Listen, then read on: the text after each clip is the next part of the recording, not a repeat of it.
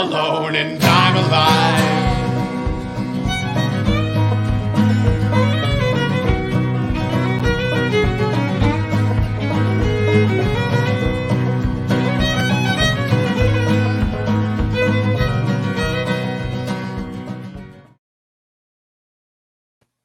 Welcome to the Talkin VAWLS Network. My name is Boogie Bentley.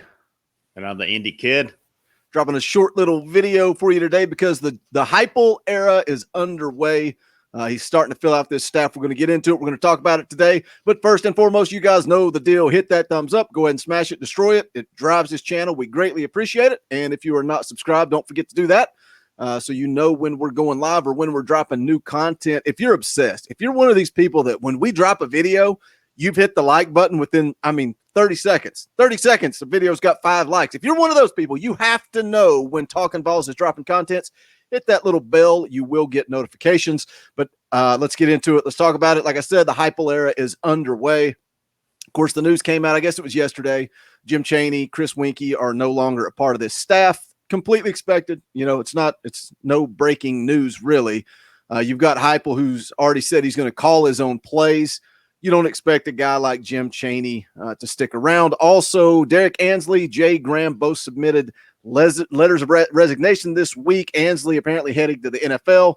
And it breaks my heart, man, to say that Jay Graham is going to Alabama. But best of luck to him. He's a great coach. I think he's going to do great things. And I think he's going to learn a lot from Nick Saban. So best of luck to Jay Graham. But you've got 3 staff members left from the Jeremy Pruitt era at Tennessee. That's Joe Osavat, the tight ends coach, Kevin Steele, and T. Martin. So, Indie Kid, let's get into it. Let's talk about this staff. What do you think shakes out with those 3 guys? I don't expect any of it. Maybe Steele. We'll see what comes off with Kevin Steele. Seemed like that one's kind of gone back and forth. I know Osavet had interviewed with Central Florida, here a couple of weeks ago before all the firing went down and stuff. So I would think he's probably the most likely to stay. And then I don't know what's going on with T. Martin. I don't know if he's official. His contract expires either today or tomorrow. So we'll see what goes off there. But I would kind of be surprised if any of them stay.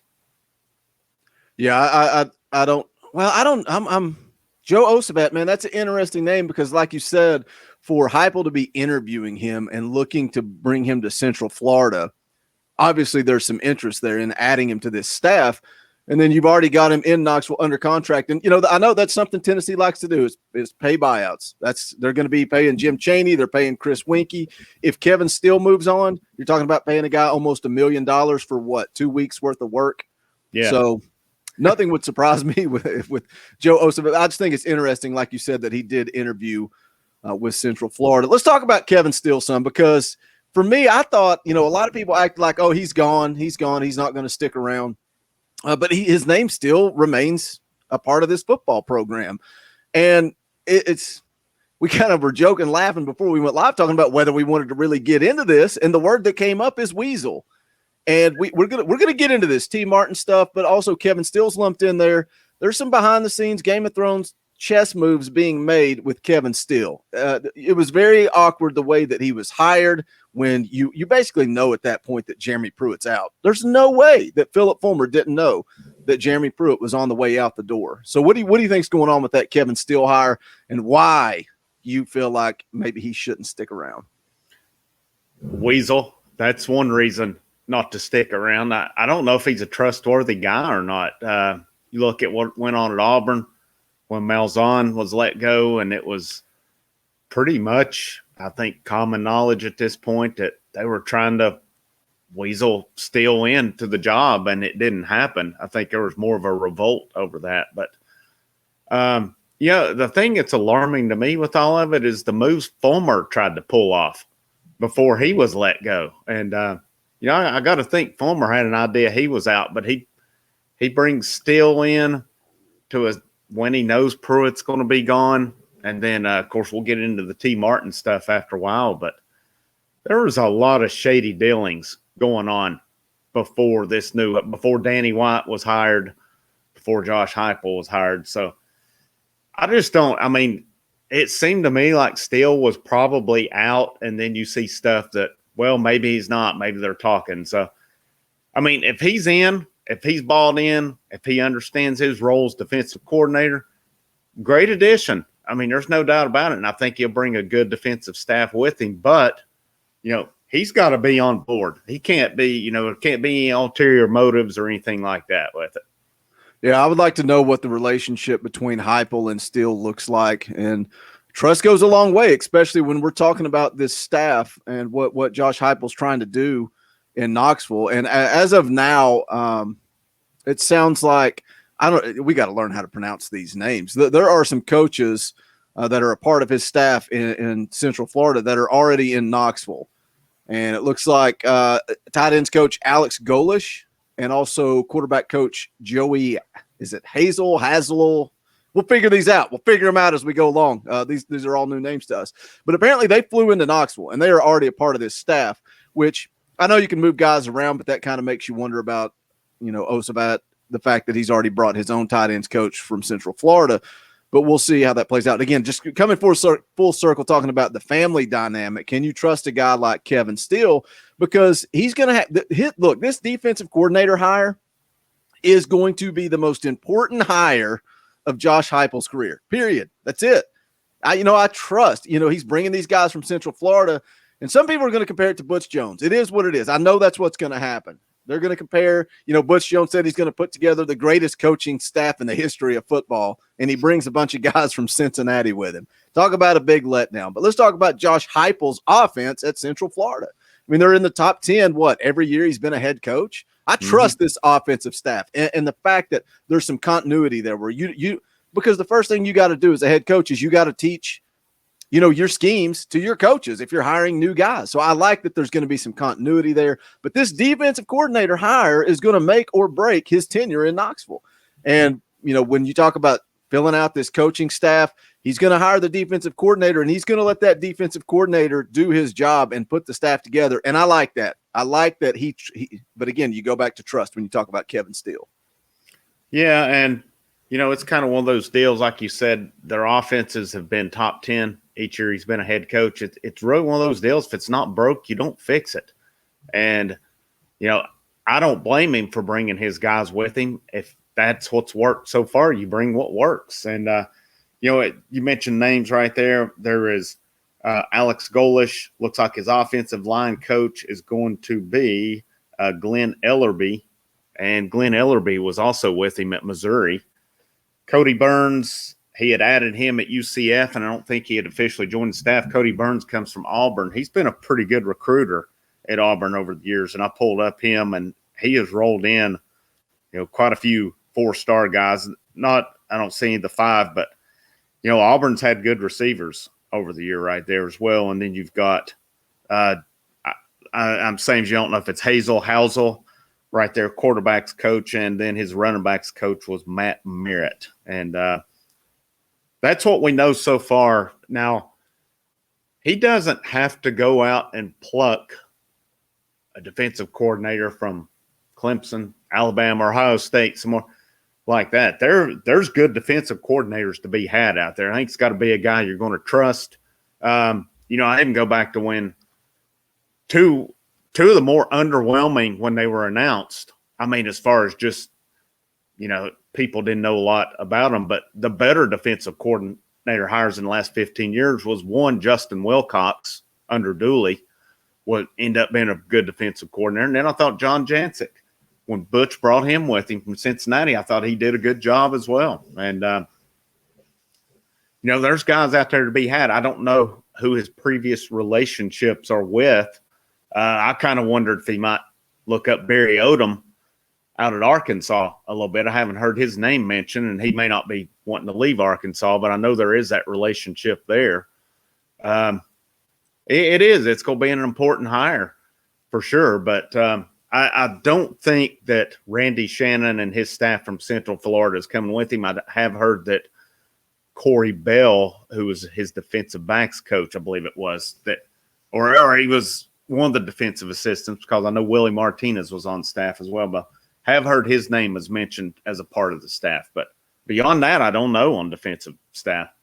I don't see Shannon coming, and this is something interesting that they were talking about on Swain Event this week. Is apparently Shannon was forced on Heupel at Central Florida, and I heard that. And then the interesting part of that is, well, who forced that hire or who forced him on Heupel? Well, that would be your athletic director at Tennessee, Danny White.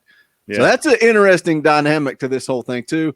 And I don't know if it was a money situation or what the deal was there. All right, let's get into the elephant in the room. Guys, we'll continue to keep you updated. Any new coaching changes once this defensive staff starts to fill out, we'll probably drop another video with that. Probably be doing some live streams in between as well. So just tune in, check that out. But let's talk about the elephant in the room. That is T. Martin. And again, we're talking about Philip Fulmer. And I hate it does feel like you're talking bad about family, because I've said many times on this show that Philip Fulmer will forever be my head coach. And, you know, I've talked about having his autographed picture hanging in my office, but Phil Fulmer is hurting his legacy. Coming back as the athletic director. And yeah, at the time we were all excited about it because the way that coaching search went down for Pruitt was an absolute disaster. And the best thing that could have happened in our eyes at the time, looking back, was for old Uncle Phil to come in, step in, take over, and he immediately hires Jeremy Pruitt, and we think things are going in the right direction. But boy, looking back 3 years later, Phil Fulmer is hurting his legacy by the way he left that university. You know, the Indy kid talked about Kevin Steele a little bit earlier. And now, as you said, T. Martin's contract, it actually expires tomorrow on Sunday. And then all of a sudden, you've got the stuff in the media from players tweeting. We'll get into that. But the big thing for me is apparently Phil Fulmer told T. Martin that he was going to get a 2-year extension. Why is Phil Fulmer making any type of offer to an assistant on Jeremy Pruitt's staff? It makes no sense. And there was, rumors that there was rifts basically between that staff, that Martin, Pruitt, and all of them. So, yeah, I don't know what he had in mind. There's part of me thinks Steele was going to be a head coach. There's part of me wonders what he's promised T. Martin along with that 2-year contract, because we've seen stuff about how T's heartbroken and disappointed right now. And that shouldn't be with the university. That should be with Phil Fulmer. Yep. Phil's out here giving offers and extensions that's, not even going to be his place to give right there. And I don't know what's happened right there. But, yeah, Fulmer needs to go on. He needs to go on. He, I always hear this love of university. This downward spiral started with Philip Fulmer, and Philip Fulmer had a good hand in burying this program. It's time for him to move on. Remember him fondly from his national title, some great years along the way. But, yeah, he just I think his legacy's ruined at this point. He said he's 70 years old. Yeah, it's time for him to ride off into the sunset, because there was just, again, I don't get it. The Kevin Steele, the T. Martin thing. I don't know. I think what happened is maybe Fulmer didn't realize he was going to get run off too. Yep. And he had some kind of a plan with those guys. And who knows, maybe it would have been a good plan. I don't know, but it just doesn't look good from my point of view. It makes me wonder if exactly what you're saying is true. Fulmer didn't realize his name was going to be dragged through the mud. So he was setting up his guys. So he was in control of everything. He's sitting on the Iron Throne. Makes me wonder if he wanted Kevin Steele to be the head coach and T. Martin to be the offensive coordinator, head coach in waiting. Some type of deal like that. I don't know. Something else you have to get into. And look, man, I understand T. Martin being upset and heartbroken. As a VFL and a national championship winning quarterback, he wants nothing more than to be the head coach at his alma mater. And I get that. He's not qualified. I'm sorry if I see a lot of people throw his name out there. I don't think he's qualified. And he's still upset that he didn't get interviewed back when Pruitt got the job. He wasn't qualified then either. You're talking about a guy that's a position coach, a guy that got downgraded from offensive coordinator when he wasn't even calling plays as the offensive coordinator at USC. And it drives me nuts to see guys bring race into this. And we're not going to go too far down this thing, but you've got Albert Hainsworth putting out the tweet calling for the black alma mater, to boycott the school and all this stuff. I just don't understand, for me, how you bring race into it when you're talking about the front runners being James Franklin and Tony Elliott, and they both apparently turned the job down. And I know Josh Heupel said that, or that Danny White said Josh Heupel was the number one guy. If you want to believe that, that's fine. That's not the case. It's not the case. James Franklin turned it down. Tony Elliott turned it down. And we got some negative comments because you said it would be a good move for this university to hire a black head coach like Tony Elliott, but you also followed that up. A lot of people, they probably already cut my comment off. A lot of people didn't listen to you say, but you got to hire the best guy. So when it comes to T. Martin and, being a black head coach, you got to follow that up with, you have to hire the best guy for the job. Will T. Martin eventually one day be that guy? Maybe. I hope he is. I really hope he is. It's kind of like Jay Graham. Like, look at the difference between T and Jay. T seems to, it's always in the media. It's always in the media about T. Martin. Jay Graham didn't say it. Jay Graham just puts his head down and goes to work. He's going to go to Alabama, and he could continue to elevate his name and set himself up for a head coaching job. That's what you do. You go to work. Yeah. And that's, like you said, it stinks to see Jay Graham's going to Alabama, but man, can you blame him? I mean, he's a coach now, and I'm sure he wants to get as high as he can. Who better to go learn under? That staff's amazing down there. That program right now is just unlike anything in our lifetime. And who can blame him there? Now, I think T actually did call plays in one of the seasons, and and Clay Elton relieved him of those duties, kind of downgraded him and took over. So now I'll be honest, in 2017, when it got down to it, I was all for T as head coach. And we said it back then. I was still doing the show back then with you. And he wasn't ready, but, I was for it. I don't know how it would have ended up or anything, but yeah, he's not ready. And, he didn't even get the job at South Alabama this year. So South Alabama's not going to take him. Why should Tennessee take him? But yeah, James Franklin was one of the top candidates. And I feel strongly that if James Franklin would have won the job, he would have been the coach. Now, I'm not sure on Elliott if he was ever offered or not. There had to be in serious talks that that had to be something to it. I think it would be great to have a black head coach down there. But again, I want the best head coach, and it's got to be a two-way street. That person has to accept the job too. Right. So, that's if Tennessee's offering, minority head coaches and they're getting turned down, you can't blame them for not having a minority head coach if they turn it down. Right there. But, I still maintain when it all boiled down to it, based on the circumstances and everything, that we did all right. I think we really did all right with Josh Heupel. Yeah, I'm excited about it. And he's the head coach, so we'll roll with it and see. And before, it's probably too late to say this, but before people start coming into the comment section talking about race this and race that, Tony Elliott was my guy. So, I don't really think you can throw racism into the equation because I don't think T. Martin is qualified.